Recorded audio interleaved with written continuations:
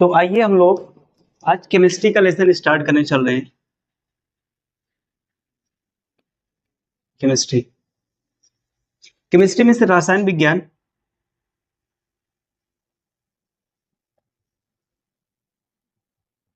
इसका पहला लेसन है, लेसन नंबर फर्स्ट, रासायनिक अपक्रिया।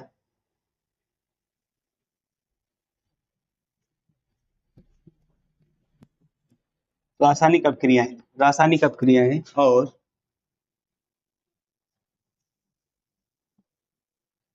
समीकरण। रासायनिक अपक्रियाएं और समीकरण, अगर इसको इंग्लिश में लिखोगे तो लिखोगे केमिकल रिएक्शंस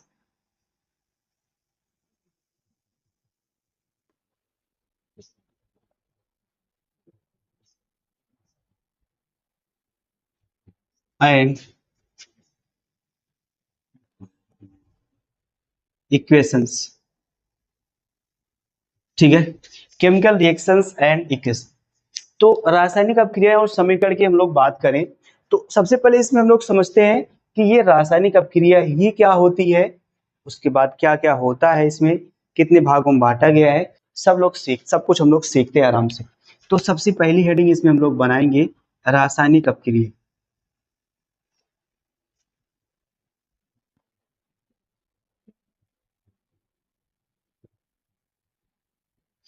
यहाँ पर मैं आपको समझा दूं, हेडिंग बना लो, मैं आपको समझा दूं, समझ जाओगे तो आप परिभाषा खुद ही बता दोगे। अब आइए समझते हैं। देखो, ये जान रहे हो ये क्या है? H2 मतलब हाइड्रोजन गैस। ये क्या है? Oxygen gas.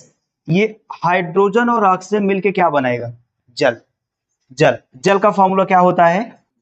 H2O। अच्छा, क्या ये जहां जितना हाइड्रोजन यहाँ है उतना हाइड्रोजन यहाँ भी है, जितना ऑक्सीजन यहाँ है उतना ऑक्सीजन यहाँ भी है? चेक कर लेते हैं। दो हाइड्रोजन, दो हाइड्रोजन, कितना ऑक्सीजन? यहाँ पर कितना? एक ही ऑक्सीजन है। तो यहाँ पे अगर दो लगा देंगे, देखो ऑक्सीजन, ये ऑक्सीजन दो हो गया, हाइड्रोजन कितना हो गया? चार, तो यहाँ लगा दो दो, चार हाइड्रोजन दो ऑक्सीजन, चार हाइड्रोजन दो ऑक्सीजन, रिएक्शन बैलेंस हो गया। आगे दूसरा देखते हैं, ठोस HCl प्लस NaOH, ये मिलके क्या बनाएगा? NaCl और प्लस क्या बनाएगा? H2O। NaCl, देखो NaCl बनाएगा और क्या बना देगा? NaCl बन गया H2O। अब आप ध्यान दोगे, यहाँ दो पदार्थ मिला तो कितना पदार्थ बनाया? एक। दो पदार्थ मिला तो कितना बनाया? तो आप परिभाषा क्या बताओगे सर? जब दो या दो से अधिक पदार्थ मिलते हैं तो एक पदार्थ का निर्माण करते हैं, या जब दो या दो से अधिक पदार्थ मिलते हैं तो दो पदार्थ का भी निर्माण करते हैं। अब एक बात ये बताओ, ये गैस है, ये गैस है, ये क्या हो गया? जल क्या है? द्रव है। दूसरी बात ये देखो, HCl अम्ल है, एसिड है, ये क्या है? क्षार है। अम्ल और क्षार मिल रहा है, NaCl नमक, साधारण नमक बन रहा है। और क्या बन रहा है? मतलब इधर हम कुछ ले रहे हैं, इधर हमें कुछ मिल रहा है, इधर कुछ ले रहा है, इधर कुछ बन रहा है। इसका मतलब है ये जो पदार्थ बन रहे हैं आपके ना, ये नए गुणधर्म वाले क्या हैं? नए गुणधर्म वाले पदार्थ हैं।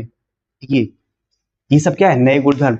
इसका मतलब है सर, जब दो या दो से अधिक पदार्थ मिलते हैं तो क्या करते हैं? नए गुणधर्म वाले एक पदार्थ या एक से अधिक पदार्थ का निर्माण करते हैं। फिर से सुनोगे, जब दो या दो से अधिक पदार्थ मिलते हैं ना, संयोग करते हैं, तो एकल पदार्थ या दो से अधिक पदार्थ या एक से अधिक पदार्थ, ठीक है? तो क्या बताओगे, जब दो या दो से अधिक पदार्थ मिलते हैं, संयोग करते हैं, तो नए गुणधर्म वाले एक पदार्थ या एक से अधिक पदार्थ का निर्माण करते हैं। और यह पूरी प्रक्रिया क्या कहलाती है? रासायनिक अपक्रिया कहलाती है। परिभाषा एक बार और सुनोगे याद हो जाएगा। जब दो या दो से अधिक पदार्थ मिलते हैं तो नए गुणधर्म वाले एक या एक से अधिक पदार्थ का क्या करते हैं? निर्माण करते हैं। और इस प्रक्रिया को हम लोग बोलते हैं रासायनिक। और दूसरी बात देख लेना थोड़ा सा, इसमें देखो दो चीज है, ये वाला और ये दो पदार्थ है।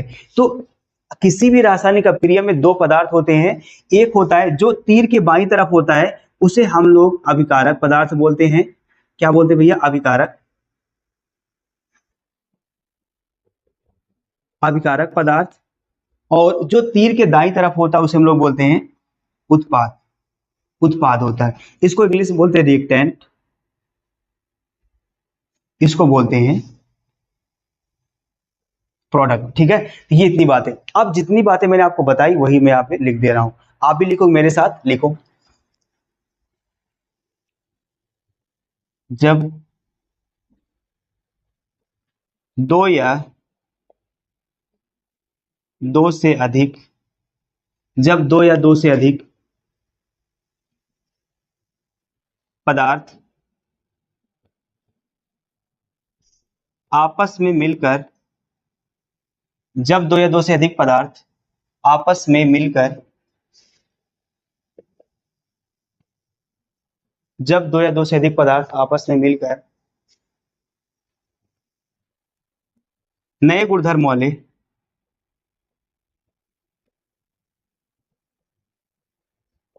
नए गुणधर्म वाले एक या एक से अधिक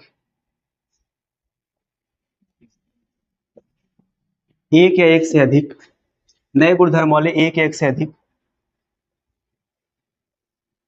पदार्थों का निर्माण करते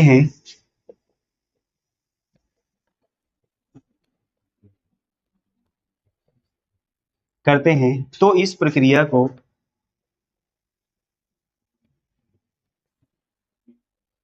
तो इस प्रक्रिया को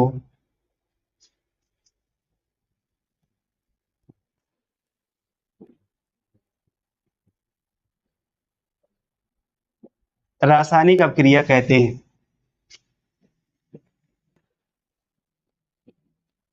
ठीक है, जैसे ऐसे लिख लो भैया, जैसे मैंने बनाया है सेम ऐसे ही लिखोगे। जब दो या दो से अधिक पदार्थ आपस में मिलकर नए गुणधर्म वाले एक या एक से अधिक पदार्थों का निर्माण करते हैं तो इस प्रक्रिया को रासायनिक अपक्रिया कहते हैं। यहां तक लिख लो आराम से, इसके आगे बढ़ाएं। इसके आगे आप लोग लिखोगे उसी के नीचे आप जहां आप लोग लिखे हो ना, ठीक है, अब लिखोगे रासायनिक अपक्रिया में किसी भी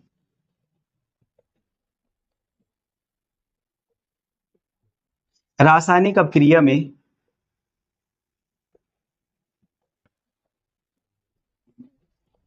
किसी भी रासायनिक अपक्रिया में दो पदार्थ होते हैं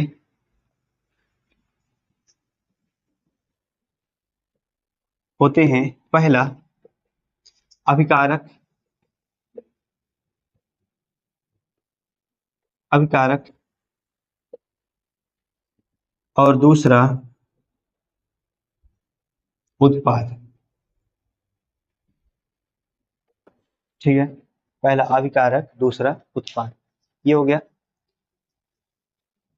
पहला अभिकारक दूसरा उत्पाद।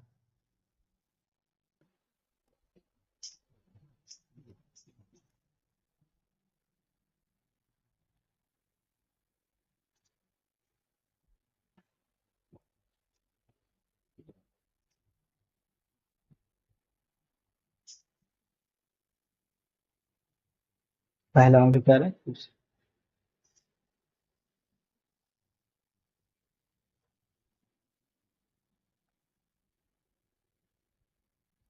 अब हम लोग हेडिंग बनाते हैं, अभिकारक पदार्थ क्या होता है, उत्पाद पदार्थ क्या होता है। अभिकारक किसे कहते हैं, उत्पाद किसे कहते हैं, इसको बताते हैं। मिटा दिया जाए कैस। देखो, तो अब पहली हेडिंग बनाएंगे हम लोग अभिकारक।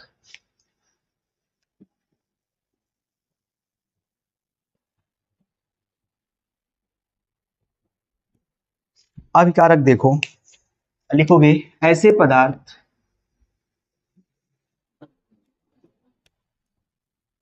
जो रासायनिक अपक्रिया में भाग लेते हैं,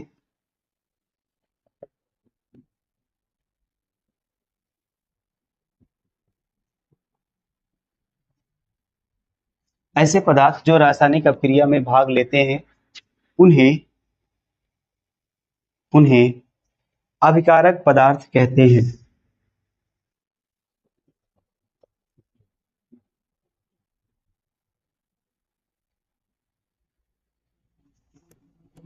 कहते हैं। जैसे अच्छा दोनों साथ में लिख के दिखा देते हैं।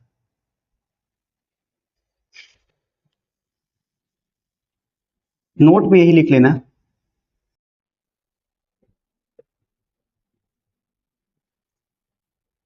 अभिकारक पदार्थों में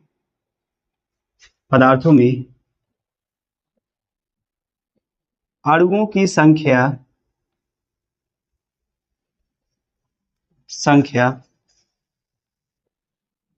एक, दो, तीन भी हो सकती है। ठीक है, संख्या एक, दो, तीन भी हो सकती है। दूसरी परिभाषा बनाओगे आप।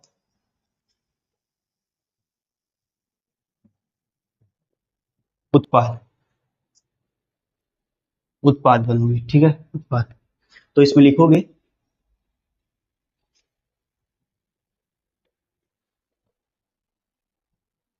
अपक्रिया के पूर्ण होने अपक्रिया के पूर्ण होने के बाद बने नए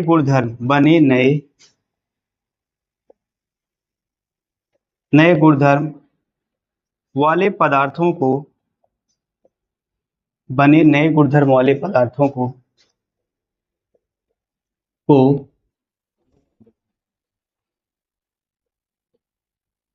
उत्पाद कहते हैं। ठीक है, नोट में उत्पादों की भी संख्या एक, दो, तीन, चार कुछ भी हो सकती है। कुछ भी हो सकती, जैसे एग्जाम्पल दिखा दो, एक छोटा सा एग्जाम्पल दिखा दे रहे हैं। C+O2, ये क्या हो जाएगा CO2। ये अभिकारक, ये है उत्पाद। ये अभिकारक, ये उत्पाद। अब देखो ये समझ लो थोड़ा सा, अभिकारक क्या होता है? ऐसे पदार्थ जो रासायनिक अपक्रिया में भाग लेते हैं। देखो इसमें ये एक रासायनिक अपक्रिया है, इसमें भाग लेने वाला कौन है? Carbon, oxygen. ये भाग लिया तो उसके बाद बना कौन? कार्बन डाइऑक्साइड, CO2 बन गया। तो अब देखो जो पदार्थ भाग लेते हैं उन्हें हम लोग क्या कहते हैं भैया? अभिकारक कहते हैं। उसके बाद अपक्रिया पूर्ण होने के बाद देखो ये पदार्थ बन गया। तो अपक्रिया पूर्ण होने के बाद जो नया गुणधर्म वाला पदार्थ बनता है, अच्छा ये बताओ, आप कार्बन मिलाए, ऑक्सीजन मिलाए, तो ये नया पदार्थ बना कि नहीं बना? इसके गुण, इसकी प्रॉपर्टी, इसकी हर एक चीज अलग है। किससे? कार्बन और ऑक्सीजन से। तो ये जो नया गुणधर्म वाला बना, ये बड़ा इंपॉर्टेंट शब्द है, नया गुणधर्म वाला पदार्थ जो बनता है उसे हम लोग उत्पाद कहते हैं। अब देखो अभिकारक पदार्थों की अणुओं की जो संख्या होती है भैया, दो, तीन, चार कुछ भी हो सकती है। इसकी भी संख्या बहुत सारी हो सकती है। हम लोग अभी आगे आएगा सीखेंगे यहाँ से। तो ये आगे चलते हैं, एक हेडिंग और पढ़ते हैं बस।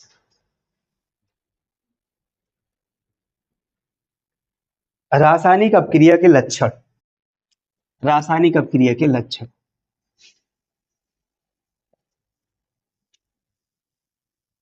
जैसे हम बहुत सारे रिएक्शन अभी लिखे थे, वहां एक एक करके दिखाएं तब आप अच्छे से समझ पाओगे।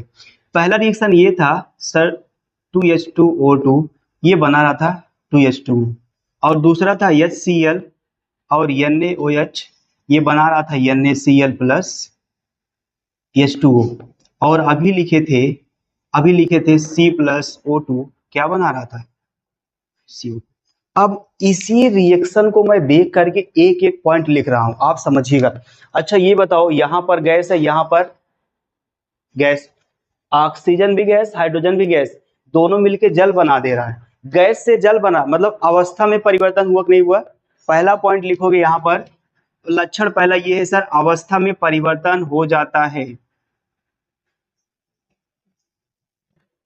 क्या हो जाता है? अवस्था में परिवर्तन। दूसरा परिवर्तन देखो क्या है, गैस का कलर कुछ और होता है, इसका ऑक्सीजन का कलर कुछ और।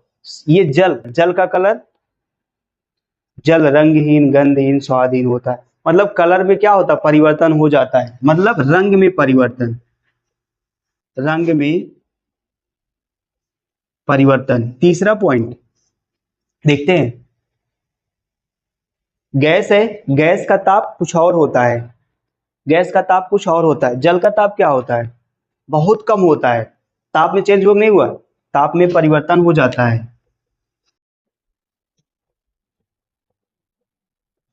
ताप में परिवर्तन। चौथा पॉइंट आप खुद बताओगे, ये बताओगे। कार्बन डाइऑक्साइड, ऑक्सीजन, ये सब मिलके क्या बना रहा है, गैस। ये भी गैस, गैस मिलके गैस बना रहा है। मतलब गैस गैस मिलेगा तो भी गैस का अगर कोई अभिक्रिया कंप्लीट हो रही है तो जल भी बन सकता है, ठोस भी बन सकता है, गैस भी बन सकता है। तो गैसों का निष्कासन भी हो सकता है, गैसों का उत्सर्जन भी हो सकता है, गैसों का उत्पादन भी हो सकता है। तो मैं चौथा पॉइंट लिख दे रहा हूं, गैस, गैसों का उत्सर्जन। उत्सर्जन मतलब गैस भी निकलेगी भैया, ठीक, ये होगा। पांचवा पॉइंट एक और लिख दो, अवक्षेप जानते हो, अवक्षेप। HCl अम्ल है, ये क्षार है, मिलके बना रहा है NaCl। अवक्षेप का मतलब होता है जैसे सीसी लियो, सीसी, सीसी, सीसी को बूक दो, बूक दो, तो जो चूरन मिलेगा उसी को अवक्षेप बोलते हैं, समझ गए। तो इसमें क्या होगा, अवक्षेप का निर्माण होता है, अवक्षेप।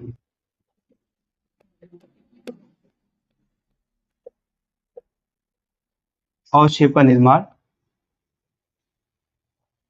ठीक है। अवक्षेप समझे क्या है, किसी पदार्थ का चूरन बना देना, वो अवक्षेप होता है। एकदम अवक्षेप नहीं होता, लेकिन आप उसे समझ सकते हैं ये अवक्षेप है।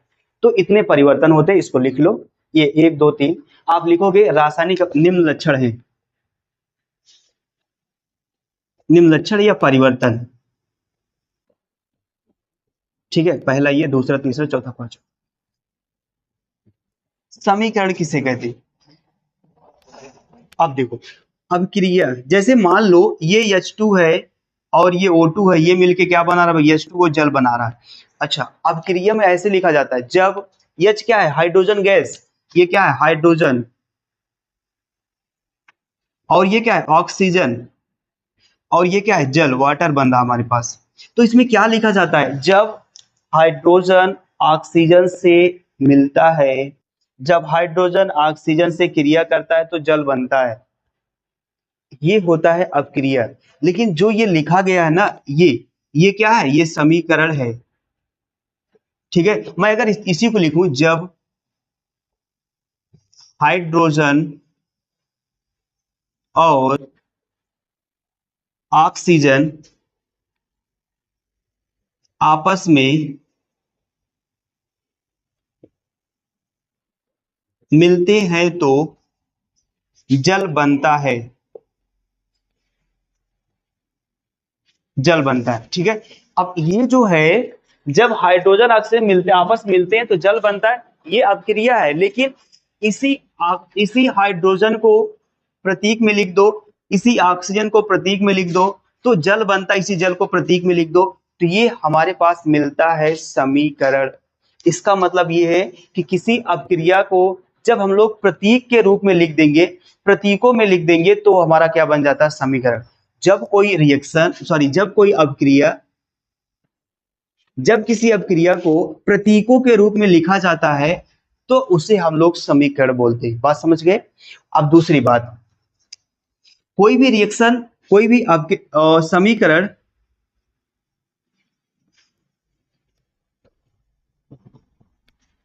लिखने का लाभ क्या होता है, लाभ बताओगे, लाभ। अच्छा ये बताओ, आप बताओगे तुरंत, जो हम 2 लाइन ये लिखे हैं, इसको लिखने में जल्दी होगा कि इसको, इसको लिखने में जल्दी होगा। ये हमारे पास क्या है, समीकरण है, ये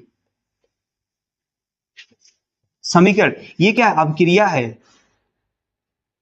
आप सीधे सीधे बोल सकते हो, सर जब हम लोग समीकरण लिखते हैं तो समय कम लगता है, लेकिन अपक्रिया जब लिखते हैं तो समय, तो हमारे पास क्या होता है, समय की बचत होती है कि नहीं बचत होती है, समय की बचत होती है। दूसरी बात बताओगे, दूसरी बात क्या बताओगे, हाइड्रोजन ऑक्सीजन, यहां पर आपको पता नहीं चलेगा। देखो हाइड्रोजन ऑक्सीजन मिलाओगे जल बनेगा, कितना जल बनेगा कुछ नहीं पता है। लेकिन जब आप समीकरण लिख दोगे ना, बैलेंस करना होता है, यहाँ पर 2, यहाँ पर कितना ऑक्सीजन, 2 ऑक्सीजन, यहाँ पर कितना ऑक्सीजन, एक ही है, यहाँ 2 लगाओगे, ये 4 हो गया, यहाँ भी 2 लगाओगे। इसका मतलब ये है कि सर जब हम लोग रासायनिक समीकरण लिखते हैं तो अणुओं की संख्या भी पता चलती है, मतलब कितना आप कितना हाइड्रोजन लिए हैं, कितना जल बना है। ये जो पहले होता ना इसे हम लोग बोलते हैं अणु, इसे हम लोग बोलते हैं अणु। तो हमारे पास क्या होता है, अणुओं की संख्या का भी क्या होता है, पता चलता है। ठीक है, तीसरी बात मैं बता रहा हूं, तीसरी बात समझो, इसमें समय कम लगता है, अणुओं की संख्या का पता चलता है और ये आसान होता है। मतलब ये आप अध्ययन कर सकते, इसमें देखो एक एक अणु निकालो, हाइड्रोजन हाइड्रोजन निकाल के आप अध्ययन कर सकते हो आराम से, ऑक्सीजन निकाल के अध्ययन कर सकते हो, और जो जल है उसको भी निकाल के आप आसानी से अध्ययन कर सकते हो। मतलब आप इतना कह दो कि जब हम लोग समीकरण लिखते हैं तो उसको समझने में क्या होती है, आसानी होती है, समझने में आसानी होती है। और क्या होता है, और कुछ आप बताओगे? अब एक चीज मैं बता दूं, जो भी समीकरण होता है, चाहे जो समीकरण हो, तो यहां पर दो सिंबल यूज किया जाता है, चाहे आप ये तीर लगा दो, चाहे आप इसको बराबर लगा दो, चाहे आप इसको ये वाला सिंबल लगा दो,